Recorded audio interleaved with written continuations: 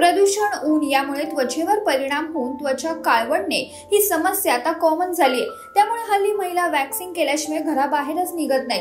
Waxing करणं जेवढं खर्चिक काम आहे तेवढंच त्यामुळे त्वचा खराब होण्याचा धोका सुद्धा आहे। अशा परिस्थितीत तुम्ही त्वचेची काळजी घेण्यासाठी आणि हातापायांचं टॅनिंग घालवण्यासाठी नैसर्गिक उपाय करू शकता। जाणून घेऊयात काही सोपे उपाय। नंबर 1, बदाम पेस्ट। बदामामध्ये विविध विटॅमिन्स असतात जे त्वचेसाठी फायदेशीर आहेत। यासाठी 5 ते 6 बदाम घ्या आणि रात्रभर भिजत ठेवा।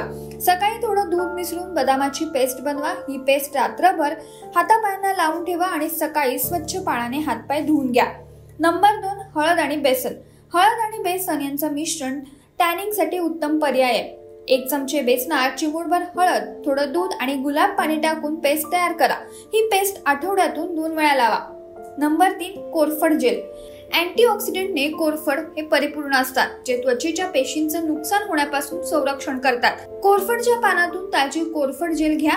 तयार जेल आपल्या हातावर लावा। रात्रभर हात तसेच असू द्या आणि सकाळी स्वच्छ पाण्याने धुवून घ्या। काकडी पेस्ट।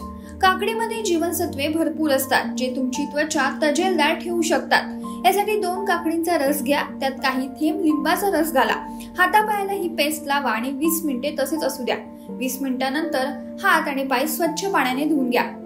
तुम्हाला हे टिप्स कशा वाटल्या आणि तुम्हाला नक्की फरक जाणवला की नाही हे आम्हाला नक्की कमेंट बॉक्समध्ये कळवा आणि अशाच नवनवीन आणि माहितीपूर्ण व्हिडिओसाठी ओनली मानिनीला जरूर सबस्क्राईब करा।